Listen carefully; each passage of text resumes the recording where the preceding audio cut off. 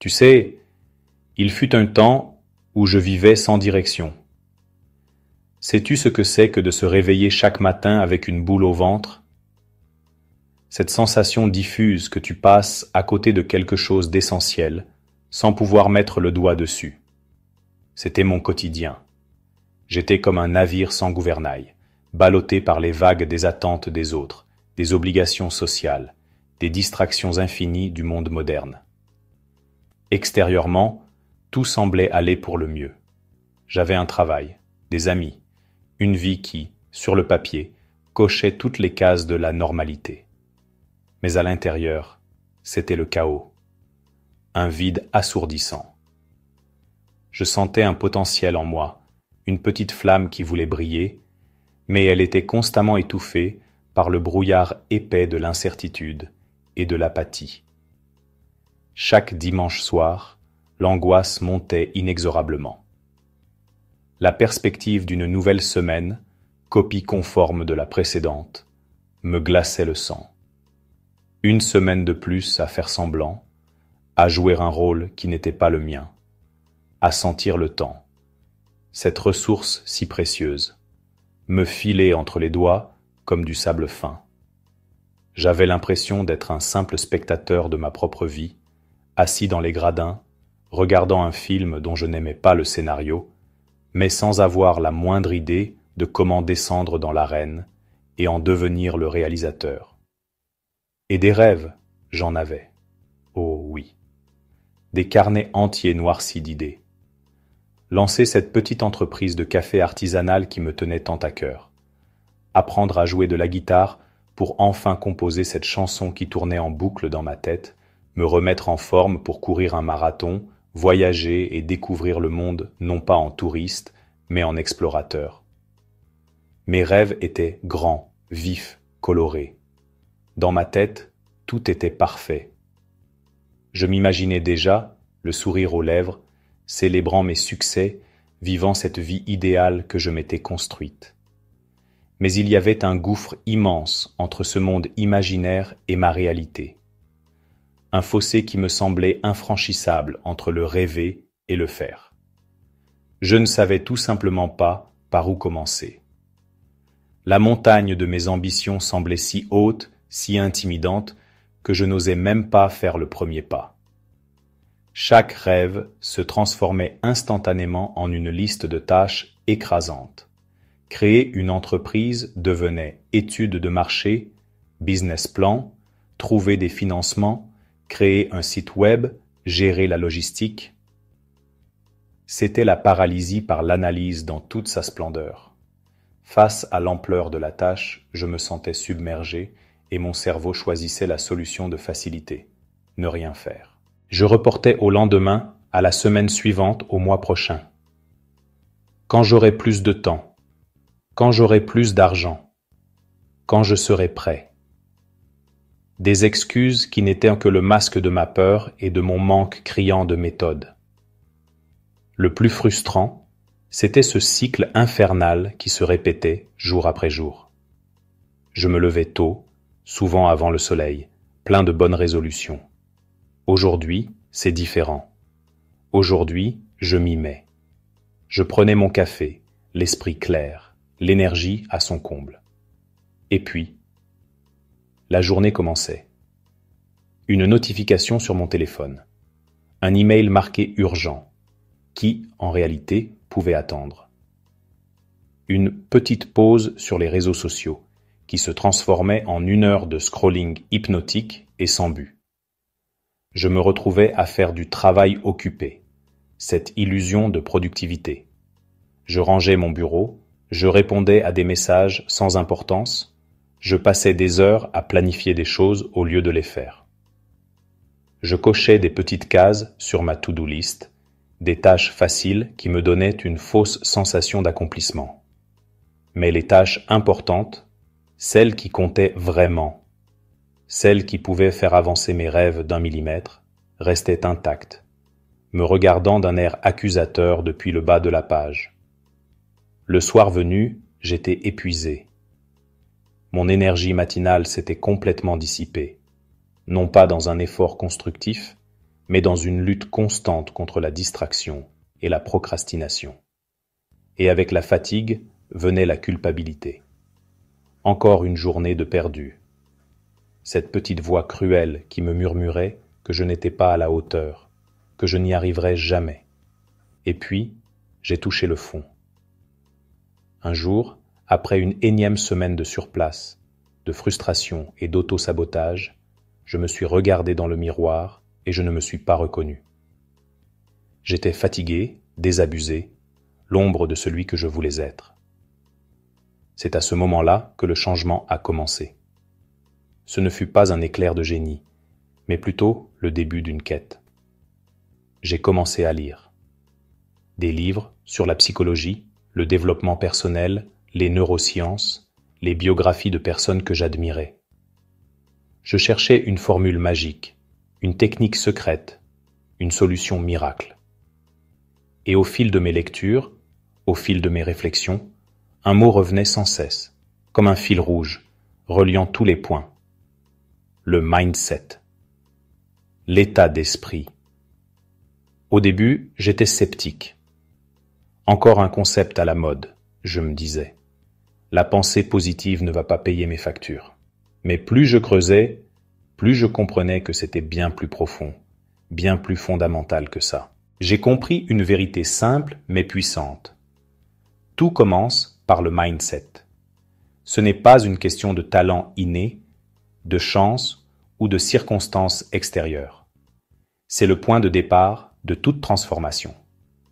C'est le logiciel qui fait tourner notre cerveau. Tu peux avoir l'ordinateur le plus puissant du monde, si tu y installes un programme défaillant, rempli de bugs et de virus, il ne produira que des résultats médiocres. Notre cerveau est cet ordinateur. Notre mindset est ce programme. Et la bonne nouvelle, la nouvelle qui a tout changé pour moi, c'est que ce programme peut être mis à jour. On peut le débugger, le réécrire, l'optimiser. Alors, qu'est-ce que c'est, concrètement, le mindset? C'est notre collection de croyances, d'attitudes et de pensées qui façonnent notre réalité. C'est la lentille à travers laquelle nous interprétons le monde. Et ça se décompose en 3 piliers fondamentaux. Premièrement, la manière dont tu penses. Je parle de ce dialogue intérieur constant, cette petite voix dans ta tête. Est-ce qu'elle est ton allié ou ton ennemi?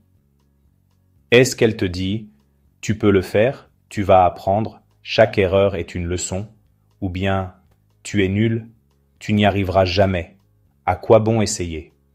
Ce sont nos croyances limitantes, ces barrières invisibles que nous nous construisons nous-mêmes. Je ne suis pas assez intelligent.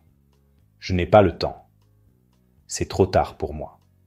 Ces pensées, si on les laisse s'installer, deviennent des prophéties auto-réalisatrices.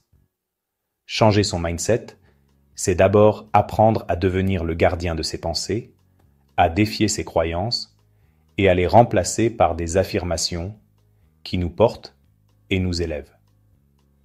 Deuxièmement, la manière dont tu vois le monde. Face à une même situation, 2 personnes peuvent la voir de manière radicalement opposée. C'est la différence entre un état d'esprit de croissance et un état d'esprit fixe. Celui qui a un état d'esprit fixe voit les défis comme des menaces, les échecs comme une preuve de son incompétence et le succès des autres comme une source de jalousie. Il croit que ses capacités sont gravées dans le marbre. À l'inverse, celui qui a un état d'esprit de croissance voit les défis comme des opportunités d'apprendre, les échecs comme des étapes nécessaires du processus et le succès des autres comme une source d'inspiration. Il sait que tout peut s'apprendre, que le potentiel est infini. Vois-tu le monde comme un lieu de pénurie, où il faut se battre pour sa part du gâteau, ou comme un lieu d'abondance, où il y a assez pour tout le monde? Ta perception crée ton expérience. Et enfin, troisièmement, la manière dont tu réagis à chaque situation. La vie nous enverra toujours des épreuves, des licenciements, des ruptures, des critiques, des imprévus. Nous ne contrôlons pas les événements. Mais nous contrôlons à 100% notre réaction face à ces événements. Vas-tu adopter une posture de victime, blâmer les autres, les circonstances, le monde entier pour tes malheurs? Ou vas-tu adopter une posture de créateur, prendre tes responsabilités et te demander « Ok, c'est arrivé. Qu'est-ce que je peux apprendre de ça? Et maintenant, qu'est-ce que je fais ?» Imagine, tu reçois un feedback négatif au travail.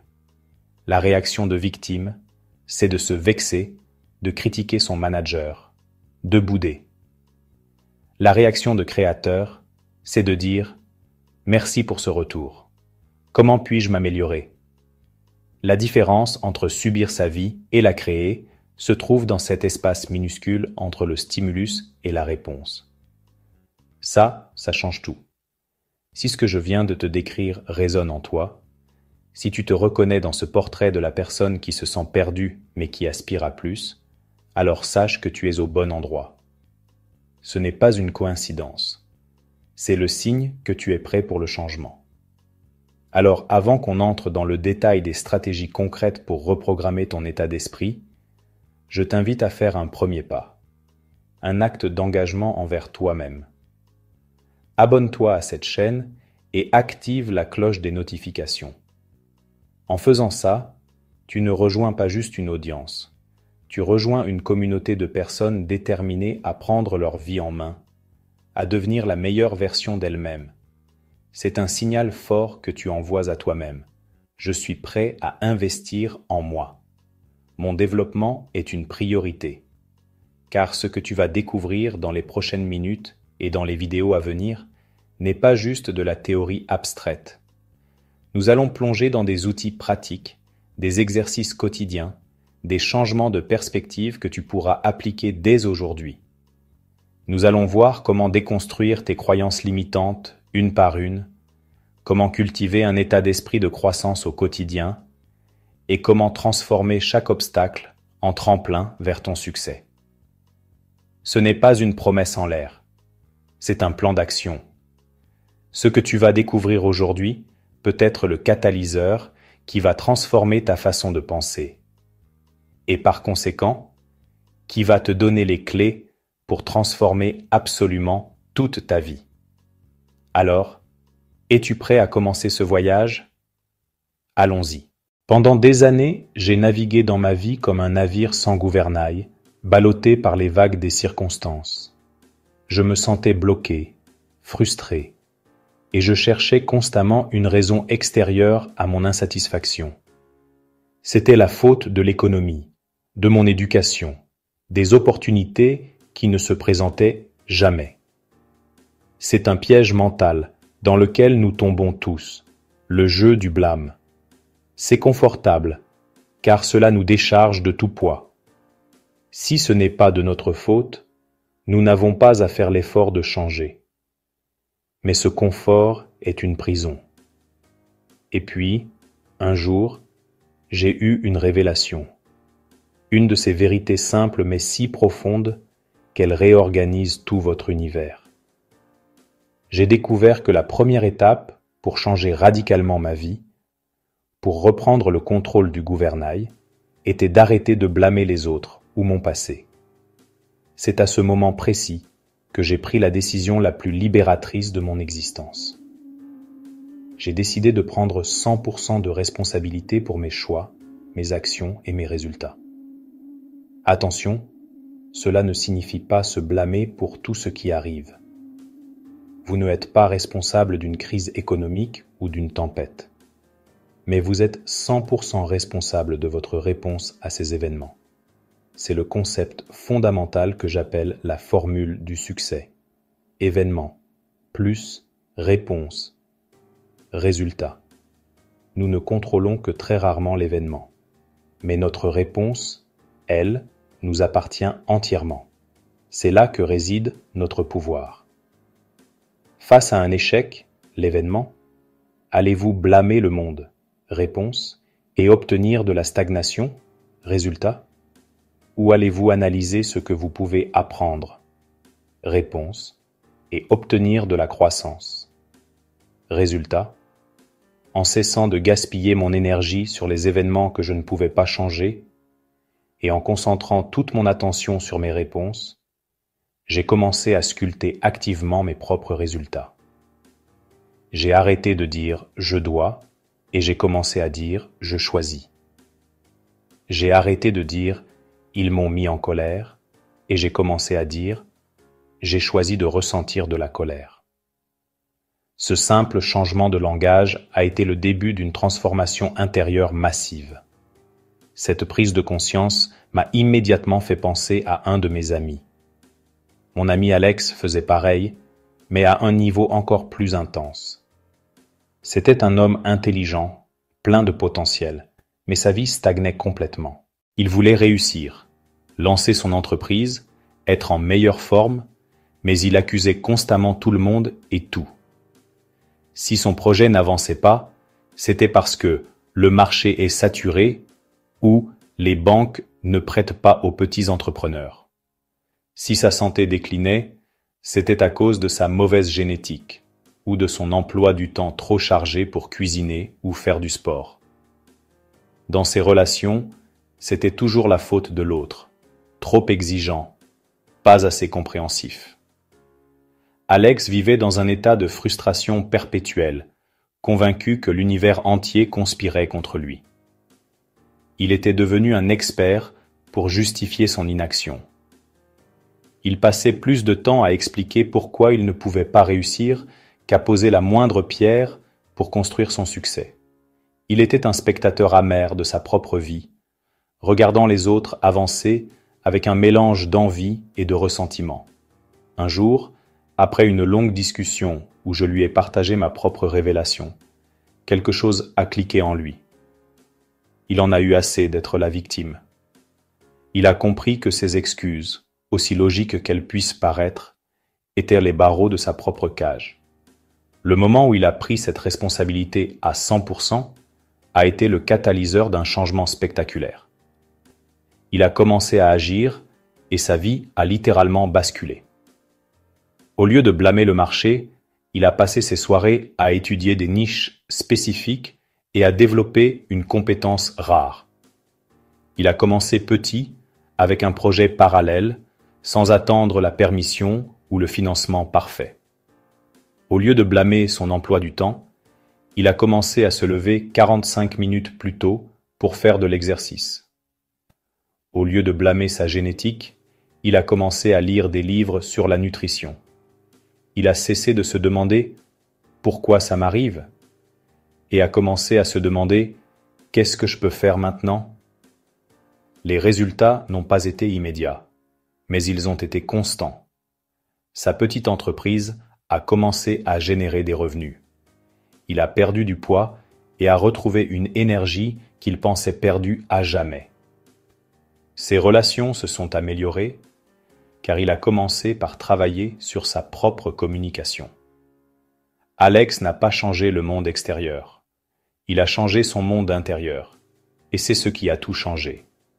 Il est passé de passager à pilote. La discipline est le pont entre tes objectifs et tes réalisations. Imaginez un instant. D'un côté, il y a l'île de vos rêves, de vos ambitions les plus profondes, cette liberté financière, ce corps plein d'énergie, cette entreprise qui a un impact. De l'autre côté, il y a la rive où vous vous trouvez maintenant. Entre les deux, un gouffre immense, celui de l'inaction, du doute, de la procrastination. Beaucoup de gens passent leur vie sur cette rive, à regarder l'autre côté, avec envie, espérant qu'un miracle les y transporte. Mais les miracles n'existent pas dans la construction du succès. Ce pont, personne ne le construira pour vous. La motivation est le plan de l'architecte, une vision magnifique mais éphémère. L'espoir est le vent qui souffle, agréable mais incapable de poser la moindre pierre. La discipline, elle, est le matériau brut, solide, fiable. C'est le béton, l'acier, le travail quotidien. C'est l'acte de poser une pierre, chaque jour qu'il pleuve, qu'il vente ou que le soleil brille. C'est la seule force capable de traverser le vide. C'est pourquoi je dis toujours, Vouloir réussir ne suffit pas. Espérer ne suffit pas. Le désir est le carburant. C'est indispensable. Sans désir, le moteur ne démarre même pas. Mais le désir seul est une voiture de sport magnifique, avec le plein d'essence, garée dans le garage. Elle ne vous mènera nulle part si vous ne prenez pas les clés, si vous ne tournez pas le contact, et si vous n'appuyez pas sur l'accélérateur, jour après jour. L'espoir est encore plus passif. C'est un ticket de loterie. On ferme les yeux, on croise les doigts et on attend que les chiffres sortent. C'est une abdication de notre pouvoir personnel. Le piège de l'espoir et du désir, c'est qu'il nous donne l'illusion du progrès. Penser à notre objectif nous procure une petite dose de dopamine, nous fait nous sentir bien, comme si nous avions déjà accompli quelque chose. Mais c'est un mirage. La véritable satisfaction, la véritable confiance en soi, ne vient pas de l'imagination de la victoire, mais de l'effort concret, même minime, fourni pour l'atteindre. Il faut transformer l'énergie passive de l'espoir en énergie cinétique de l'action. Et cette action n'a pas besoin d'être monumentale. Au contraire, l'erreur la plus commune est de croire qu'il faut une transformation radicale et immédiate. On se dit « Demain, je me lève à 5 heures, je fais 2 heures de sport et je travaille 3 heures sur mon projet avant ma journée. » Le résultat? On le fait un jour, puis l'épuisement s'installe. La clé est ailleurs. Chaque jour, poser de petites actions, encore et encore, construit une vie nouvelle. C'est le principe de l'effet cumulé. Une goutte d'eau semble insignifiante, mais des milliards de gouttes d'eau tombant au même endroit peuvent creuser le Grand Canyon. Une brique est juste une brique. Mais une brique posée chaque jour, avec précision, finit par bâtir une forteresse. Votre vie fonctionne exactement de la même manière. Ces actions quotidiennes sont les atomes de votre succès. Elles sont si petites qu'elles semblent négligeables, mais leur accumulation dans le temps crée une force exponentielle, une dynamique qui devient inarrêtable. J'ai appliqué cela avec Alex, un client venu me voir complètement submergé. Alex avait de grands objectifs. Mettre de côté 10 000 euros, perdre 10 kilos et lancer le projet de coaching en ligne dont il rêvait. Mais face à l'immensité de ces montagnes, il était paralysé.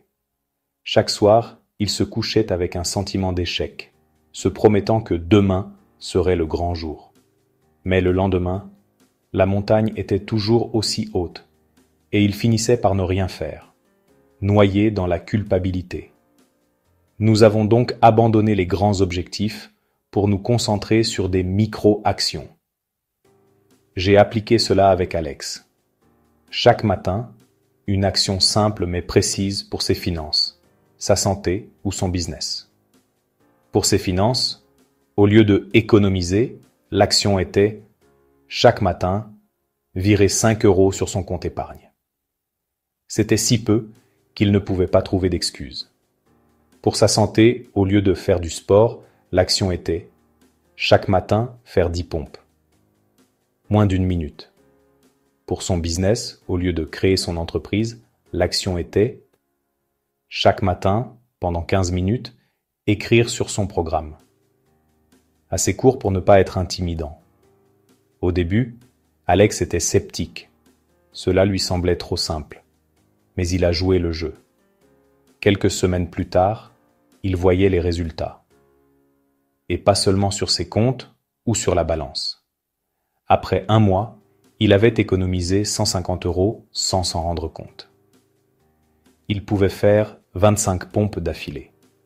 Son plan de coaching avait plusieurs pages solides. Mais le vrai changement était psychologique. Chaque matin, en accomplissant ces 3 petites tâches, il commençait sa journée avec 3 victoires. Il ne se voyait plus comme quelqu'un qui procrastine, mais comme quelqu'un qui agit. Il construisait une nouvelle identité, celle d'une personne disciplinée. 6 mois plus tard, Alex avait non seulement atteint, mais dépasser ses objectifs. L'effet cumulé avait transformé ces petites gouttes d'eau en un raz-de-marée de succès. Il n'a pas gravi la montagne d'un seul coup. Il a simplement posé un pied devant l'autre, chaque jour, jusqu'à ce qu'il se retrouve au sommet. Le mindset des leaders, c'est d'apprendre en permanence. Lire un chapitre, écouter un podcast motivant, s'inspirer des meilleurs. Alex lisait chaque matin 30 minutes sur le succès et le leadership. Résultat, ses décisions sont devenues plus claires, son esprit plus agile, ses résultats plus rapides. Partie 4. La vision et la planification. Avez-vous déjà eu l'impression de courir un marathon sur un tapis roulant? Vous êtes essoufflé, vous transpirez, vous donnez tout ce que vous avez, mais à la fin de la journée, vous n'avez pas avancé d'un seul centimètre. C'est le piège de l'activité sans direction, de l'agitation sans progression. Beaucoup de gens, y compris des entrepreneurs talentueux, tombent dans ce piège. Ils confondent être occupés avec être productif. Ils réagissent aux urgences, répondent à chaque notification et se laissent dériver au gré des courants de la journée. Un leader, un véritable architecte de son destin, choisit une autre voie. Il comprend qu'être le capitaine de son navire ne suffit pas. Il faut avoir une destination, une carte pour y naviguer et la discipline de garder le cap, même en pleine tempête. C'est ici qu'interviennent les deux piliers de toute réussite exceptionnelle, la vision et la planification. La vision est votre étoile polaire, la destination lointaine et inspirante. La planification est votre carte maritime, la série d'itinéraires et de manœuvres qui vous y mèneront. Sans vision, la planification est un exercice futile. Sans planification, la vision n'est qu'un rêve inaccessible. Un leader ne vit pas seulement pour aujourd'hui. Sa conscience s'étend bien au-delà de l'horizon du présent. La vision n'est pas un simple objectif commercial, comme augmenter les ventes de 20%. C'est une image mentale, vivide et chargée d'émotions, de l'avenir que vous souhaitez créer. C'est le pourquoi qui alimente chaque quoi et chaque comment. Cette vision devient le filtre ultime pour toutes vos décisions. Face à une opportunité, la question n'est plus « Est-ce que c'est une bonne idée ?» mais « Est-ce que cela me rapproche de ma vision ?» Elle simplifie le complexe, elle apporte de la clarté dans le chaos. De plus, une vision claire est contagieuse. Elle inspire et motive non seulement vous-même, mais aussi votre équipe, vos partenaires et vos clients. Les gens ne suivent pas un plan, ils suivent une vision. Ils ne s'investissent pas pour un salaire, ils s'investissent pour une cause, pour faire partie de quelque chose de plus grand qu'eux. Dans les moments de doute et de difficulté, et il y en aura, c'est cette vision qui sert de phare dans la nuit. C'est le rappel constant de la raison pour laquelle vous avez commencé. La promesse de la récompense qui vous attend au-delà des épreuves. Mais comme nous l'avons dit, une vision sans exécution est une hallucination. C'est là que la planification entre en jeu. Le leader planifie, écrit ses objectifs et aligne ses actions. L'acte d'écrire vos objectifs n'est pas anodin. Des études en neurosciences montrent que cela active votre cerveau d'une manière qui transforme les désirs abstraits en cibles concrètes. Vous passez de « j'aimerais » à « je vais ». Utilisez la méthode SMART. Rendez vos objectifs spécifiques, mesurables, atteignables, pertinents et temporellement définis. Ne dites pas « je veux être en meilleure forme ». Dites « je vais perdre 5 kilos en 3 mois en allant à la salle de sport 3 fois par semaine et en suivant un plan nutritionnel ». La clarté est la clé. Ensuite, décomposez cette vision à long terme en objectifs annuels, puis en priorités trimestrielles, mensuelles et enfin en actions quotidiennes. C'est ainsi que l'on mange un éléphant, une bouchée à la fois. L'alignement signifie que chaque action quotidienne est une de ces bouchées.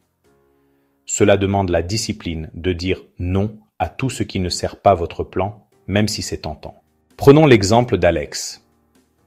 Avant sa transformation, Alex était l'incarnation de l'entrepreneur occupé. Il se levait à l'aube, commençait sa journée en consultant ses emails et se laissait immédiatement happer par la tyrannie de l'urgent. Un client mécontent, un problème de livraison, une demande de dernière minute d'un employé. Sa journée était une série de réactions en chaîne.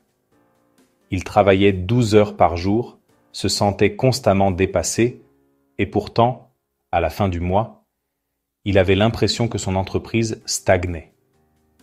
Il était pris dans un cycle d'épuisement, courant pour éteindre des incendies sans jamais prendre le temps de construire des systèmes anti-incendie. Sa vie personnelle en pâtissait, ses relations se distendaient et sa santé commençait à décliner.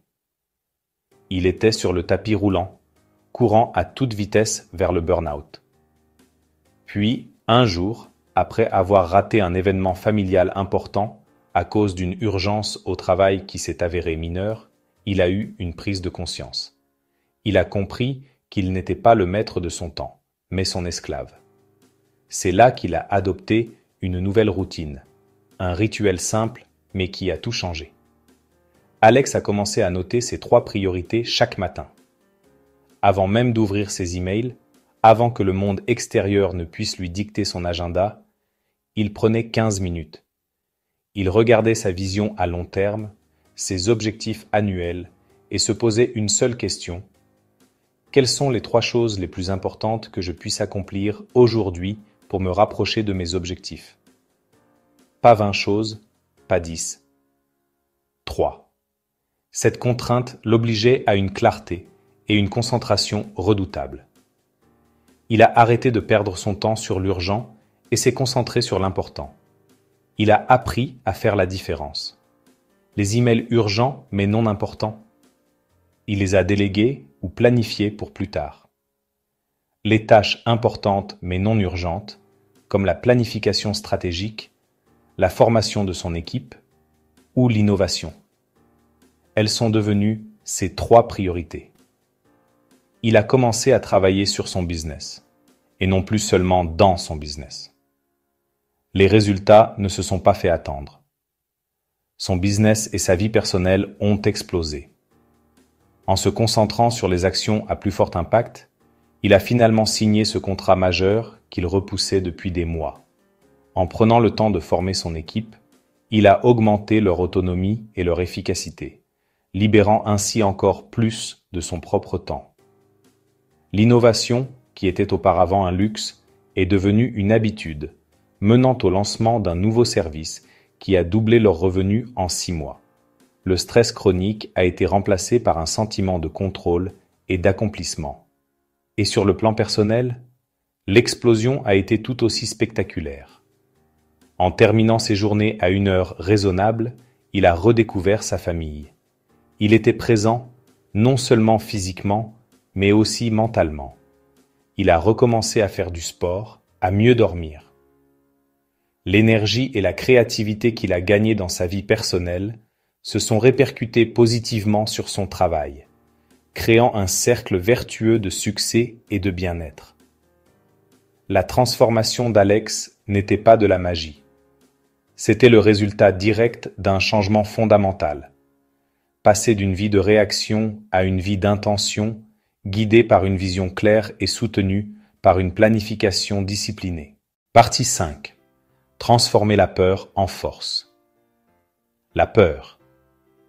C'est une émotion primitive, une alarme ancestrale, gravée dans notre ADN pour nous protéger du danger. C'est le frisson qui nous parcourt l'échine dans le noir, le cœur qui s'emballe face à l'inconnu. Pendant des millénaires, ce mécanisme a assuré notre survie. Mais dans notre monde moderne, complexe et interconnecté, que se passe-t-il lorsque cette alarme interne se dérègle? Que se passe-t-il lorsque la peur n'est plus une réaction à une menace physique imminente, mais une barrière constante qui nous empêche d'atteindre notre plein potentiel? Nos ancêtres craignaient le prédateur tapi dans l'ombre. Aujourd'hui, nos prédateurs sont plus subtils, plus insidieux. C'est la peur de l'échec qui nous murmure que nous ne sommes pas à la hauteur. C'est la peur du jugement qui nous pousse à rester silencieux lorsque nous avons quelque chose d'important à dire. C'est la peur de l'inconnu qui nous maintient dans des situations confortables mais insatisfaisantes. La réponse physiologique, elle, reste la même. Combattre, fuir ou se figer. Dans le contexte professionnel, cela se traduit par la procrastination, l'évitement des responsabilités ou le refus de saisir des opportunités qui nous semblent trop intimidantes. Nous nous figeons, paralysés non pas par un danger réel, mais par les scénarios catastrophes que notre esprit imagine. Le tournant décisif ne consiste pas à devenir intrépide. L'absence de peur n'est pas humaine, c'est une illusion. Le véritable pouvoir réside dans la transformation de notre relation avec la peur. Au lieu de la fuir, de la laisser dicter nos choix et nous paralyser, nous pouvons apprendre à l'affronter, à la comprendre et finalement à l'utiliser comme un catalyseur.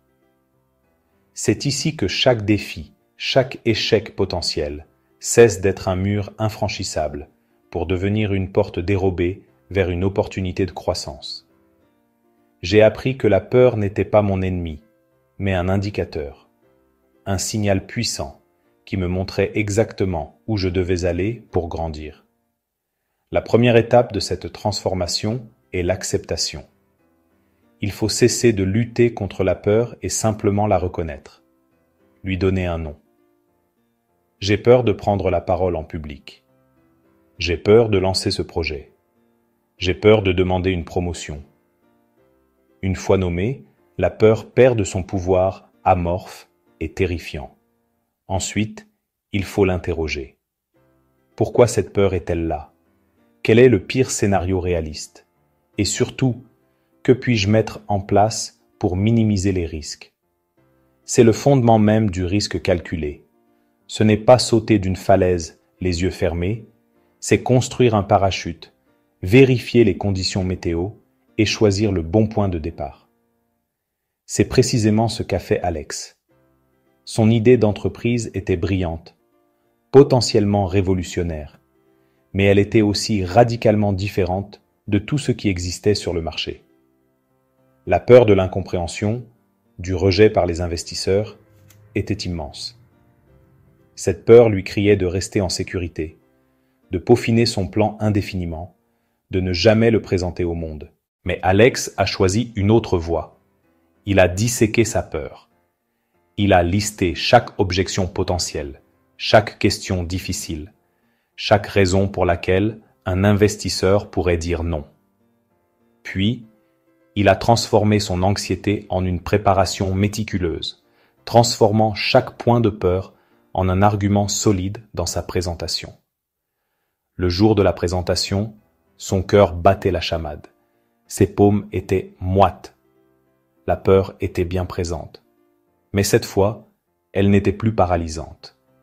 C'était de l'adrénaline, un surplus d'énergie qu'il a canalisé dans sa voix, dans sa conviction.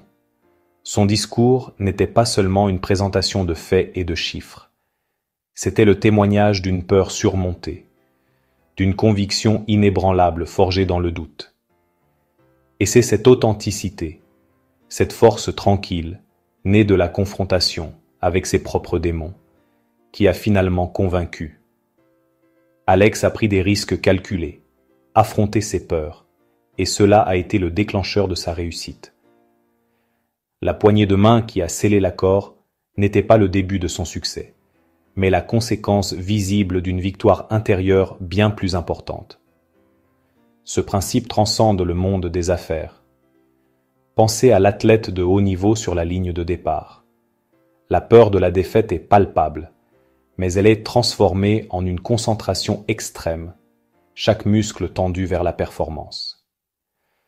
Pensez à l'artiste devant une toile blanche. La peur du vide, du manque d'inspiration, est une angoisse réelle, mais elle est le prélude nécessaire à l'acte de création. La peur ne disparaît jamais pour ceux qui repoussent les limites. elle se transforme. Elle devient le carburant de l'excellence. Alors, comment pouvez-vous commencer à appliquer cela dans votre propre vie, dès aujourd'hui? Commencez petit. N'essayez pas de conquérir votre plus grande peur du jour au lendemain. Identifiez une peur mineure, une action qui vous met légèrement mal à l'aise. Passez cet appel téléphonique que vous remettez à plus tard. Donnez votre avis lors de la prochaine réunion. Vous inscrire à ce cours qui vous intrigue. C'est ce que les psychologues appellent la désensibilisation systématique.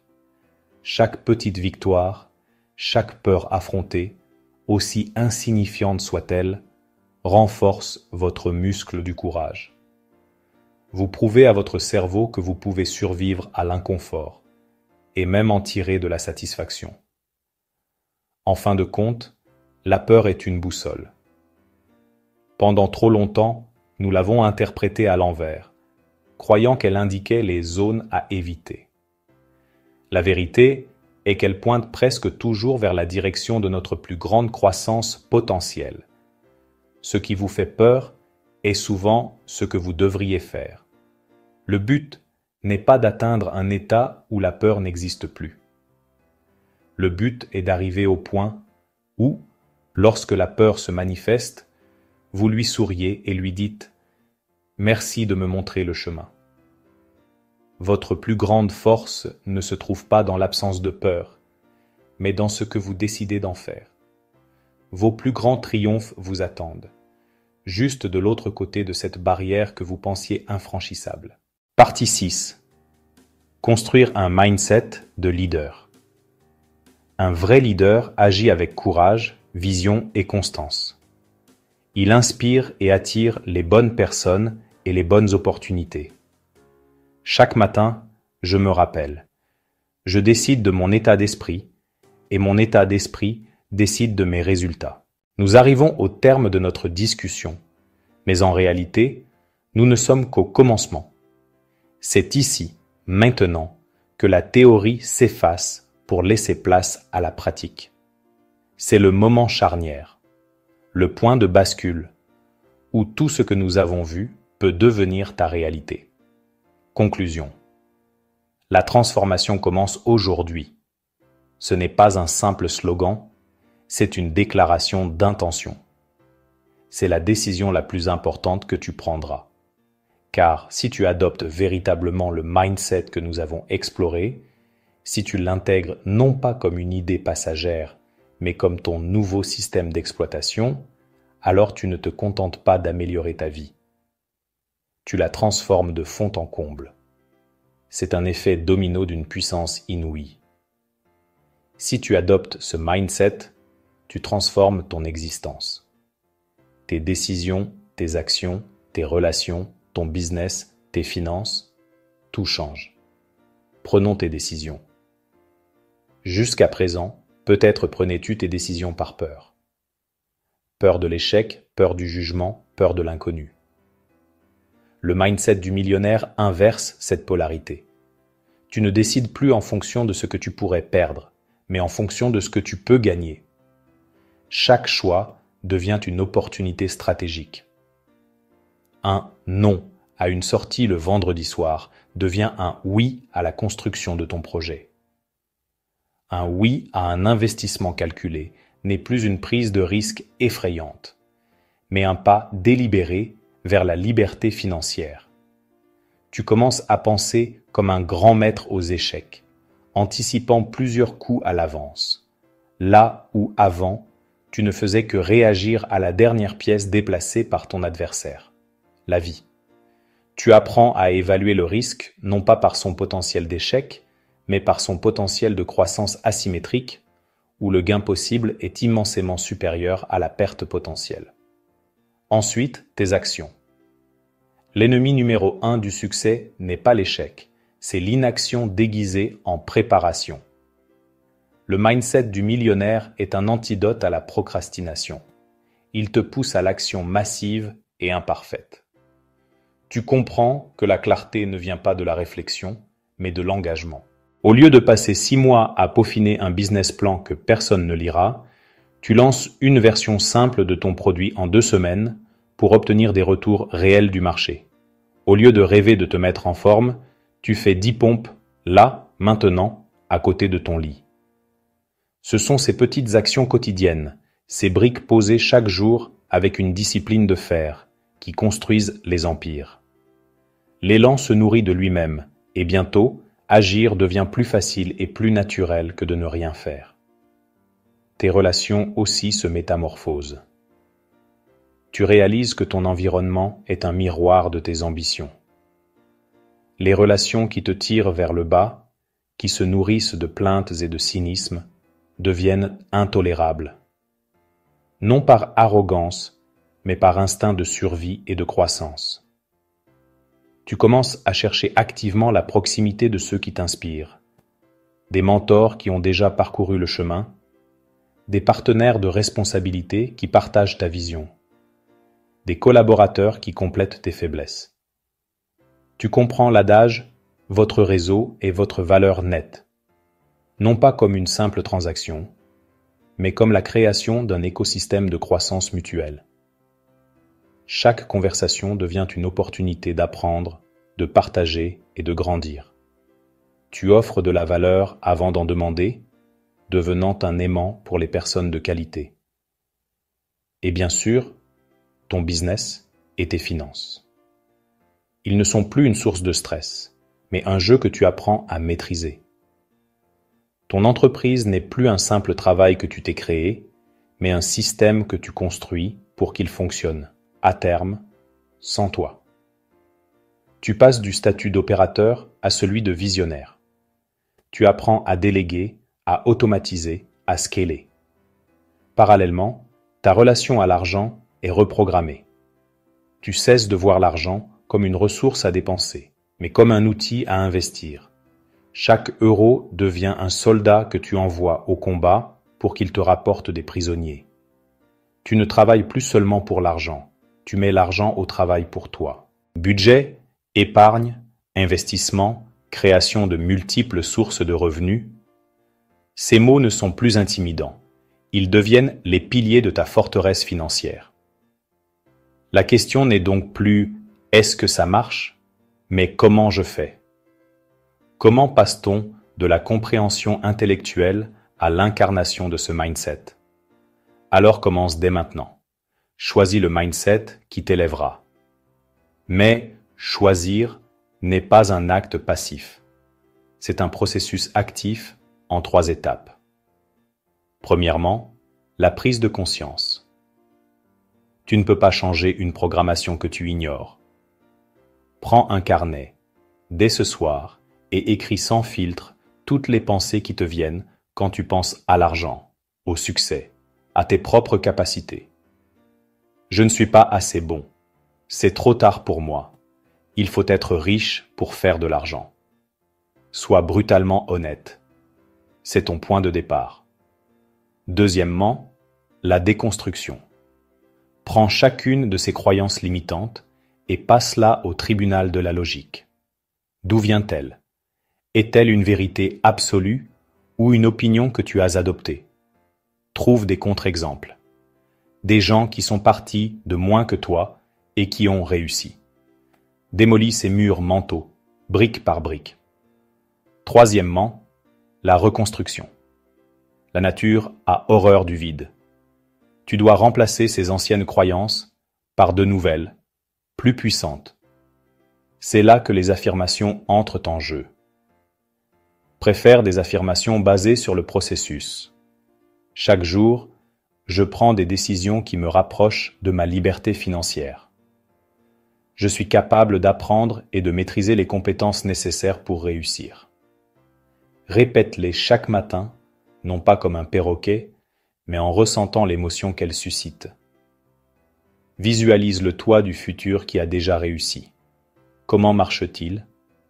Comment parle-t-il? Incarne cette version de toi, ne serait-ce que 5 minutes par jour. Et quand je dis « commence dès maintenant », je ne parle pas de demain, ni de la semaine prochaine. Je parle de l'instant qui suit cette vidéo. Le plus grand piège est le syndrome du moment parfait. Je commencerai quand j'aurai plus de temps, quand j'aurai plus d'argent, quand les enfants seront plus grands. C'est une illusion. Le moment parfait n'existe pas. Le seul moment que tu possèdes, c'est maintenant.